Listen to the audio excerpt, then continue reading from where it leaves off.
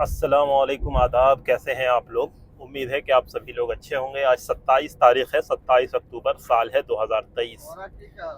अभी हम लोग पटना से निकलकर मुजफ्फरपुर की जानिब जा रहे हैं। बिहार का एक ज़िला हेडक्वार्टर है, एक शहर है, काफ़ी क़दीमी, काफ़ी पुराना शहर। आज यहाँ पर एक प्रोग्राम है शफ़ी दाऊदी साहब के ऊपर। शफ़ी दाऊदी एक फ्रीडम फाइटर थे। आज उनकी यौम पैदाइश है। इस मौके पर मुजफ्फरपुर में एक प्रोग्राम रखा गया है और वहाँ इत्तफ़ाक़न मुझे भी मदऊ किया गया है, यानी मैं वहाँ आऊँ और थोड़ी सी अपनी बात रखूँ। तो अब बुलाया गया है मोहब्बत से, तो इनकार न कर सका और इसलिए मैं अब वहीं जा रहा हूँ। और हमारे साथ हैं खुर्रम भाई, खुर्रम मलिक साहब, जिन्हें आप पहले भी हमारे साथ देख चुके हैं काको अमथुआ पाली के सफ़र में, और लगातार वो इस पेज पे आते रहते हैं अलग अलग चीज़ें लेकर। तो आज हम जा रहे हैं मुजफ्फरपुर और हमारे साथ ड्राइविंग सीट पे हैं रोहित साहब, और वो काफ़ी अच्छा स्मूथली ड्राइव करते हुए लेकर चल रहे हैं। तो थोड़ी देर में हम लोग मुजफ्फरपुर पहुंच जाएंगे और उसके बाद वहां पर 3 बजे से प्रोग्राम शुरू होगा और जैसा प्रोग्राम रहेगा फिर हम आपको वो सारी चीज़ें भी दिखाएंगे। तो आप हमारे साथ बने रहिए। कैसा रहता है आज का प्रोग्राम, इस बारे में भी हम आपको जानकारी देंगे। तो अभी हम थोड़ा सा खुर्रम भाई से भी बाइट ले लेते हैं कि खुर्रम भाई क्या एक्सपीरियंस है उनका, आज का क्या सोच के जा रहे हैं। तो चलिए हम खुर्रम भाई से बात करते हैं। आदाब।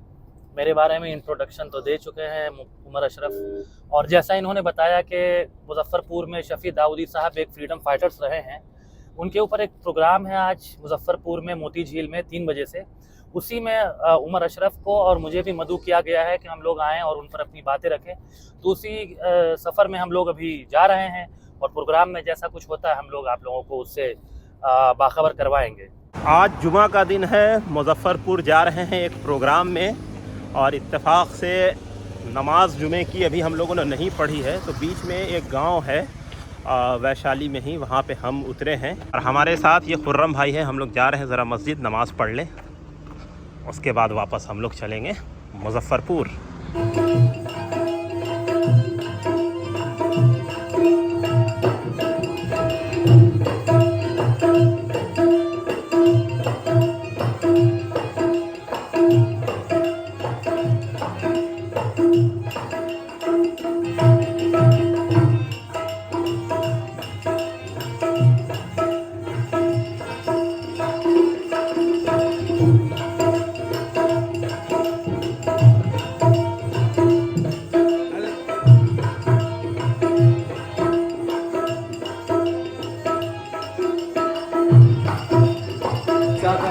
सभी एक बार हो जाए तो अच्छा रहेगा, क्योंकि आइए आपका शिक्षा दिया जाए और आप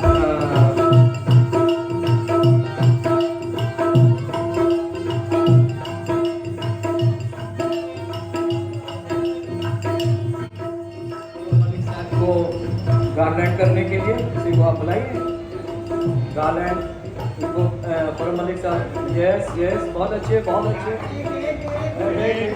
हाँ, ये देखिए, अब आप ये हिस्ट्री बनने जा रही है आने वाले कई सालों के बाद। बंगाल से मौलाना अबुल कलाम आज़ाद का हिलाल या उसकी जब्ती के बाद अलबलाग, दिल्ली से मोहम्मद अली जौहर के हमदर्द, लखनऊ से जवाहरलाल नेहरू के कौमी आवाज़, पंजाब से लाला लाजपत राय के वंदे मातरम, बिजनौर से मदीना, लाहौर से मिलाप, प्रताप, इनकलाब और प्याम दिल्ली से रियासत और अलजमियत उर्दू के वो अखबारात हैं जो तहरीकात आज़ादी के बारे में खबरें, पैगामात, तकारीर और मंसूबों को फैलाकर नीज़ सुलगते असरी मसाइल पर इदारियाँ लिखकर बैरूनी हुक्मरानों का नातका तंग करने में कामयाब हो गए।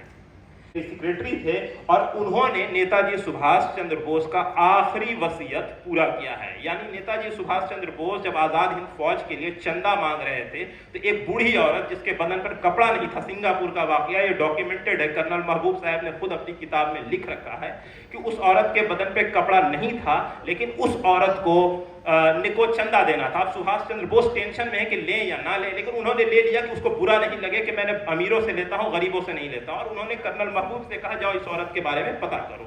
कर्नल महबूब ढूंढते हैं, पता चलता है कि उस औरत के पास उस कपड़े के अलावा कुछ नहीं है, घर वर नहीं। तो उसके बाद आज़ाद हिंद सरकार की तरफ से कर्नल महबूब साहब को ये हुक्म दिया जाता है कि आप उनको हर महीना वजीफा दें, और जब हमारा मुल्क हिंदुस्तान जिसे हम आज़ाद कर लेंगे, जो कसम उन्होंने बहादुर शाह जफर के मज़ार पे खाई थी कि दिल्ली चलो, हम दिल्ली दिल्ली जाएंगे, अपना हिंद बनाएंगे, जब वो कहते हैं कि जब हम अपना हिंद बनाएंगे, हिंदुस्तान आज़ाद होगा, तो इस औरत को जिसने हमें चंदा दिया है उसे आज़ाद हिंदुस्तान में जहां वो बसना चाहे वहां बसाओ। 1945 के बाद नेताजी पर्दा फरमा जाते हैं, यानी गायब हो जाते हैं, लोगों को पता नहीं कि उनके साथ क्या हुआ। लेकिन जब हिंदुस्तान आज़ाद होता है तो कर्नल महबूब वही सिंगापुर जाते हैं और उस बूढ़ी औरत को वापस हिंदुस्तान में उसकी पसंद की जगह पंजाब में लाकर बसाते हैं। ये इसी खानदान, इसी सरजमी की देन है कि एक इंसान ने नेताजी सुभाष चंद्र बोस की वसीयत को पूरा किया। तो ये चीज़ें कैसे आई? चचा से भतीजे ने सीखा।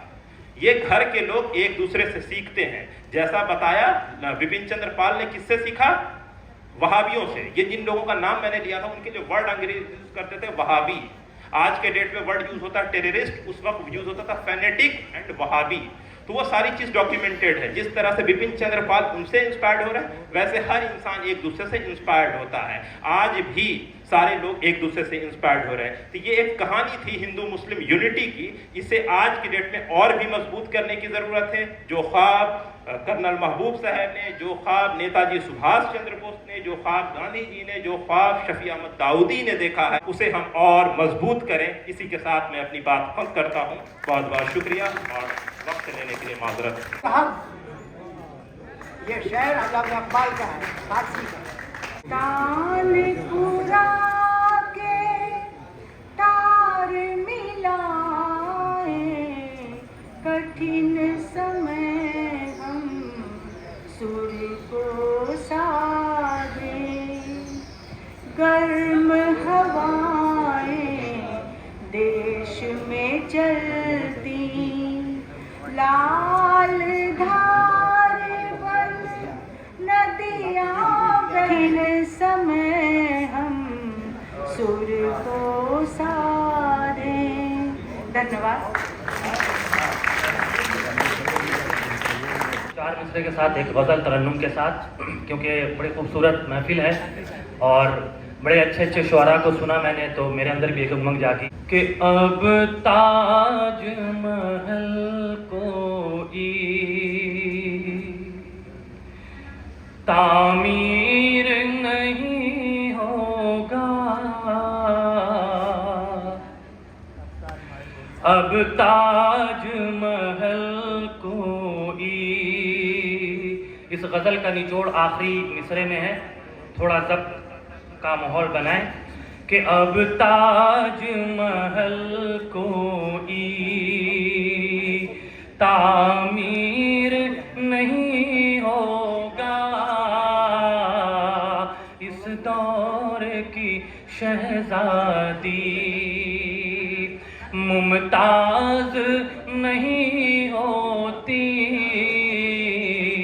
कि अब ताज महल कोई। और अगला शेर कि दौलत कभी गुर्बत के हमेरा नहीं होती, दौलत कभी गुर्बत के हमरा नहीं होती, इज्जत कभी शोहरत की हमें राज नहीं होती, अब ताज महल कोई। और असद रज़ी साहब बतौर ख़ास ये मिसरा आपकी नज़र, और मौजूदा वक्त से हम देख रहे हैं फ़िलिस्तीन पर काफ़ी ज़ालिमाना बमबारी हो रही है, उसी के मद्देनज़र ये शेर है। शायर क्या कह रहा है बतौर ख़ास सभी सामीन के ढाते हैं मज़ालिम जो, सभी को मदू करना चाहूँगा के ढाते हैं मज़ालिम जो, कह दो ये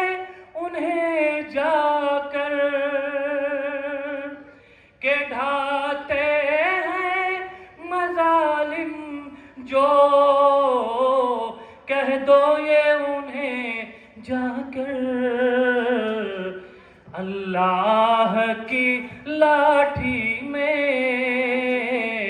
अल्लाह की लाठी में आवाज नहीं होती, अल्लाह की लाठी में आवाज नहीं होती। इस दौर की शहजादी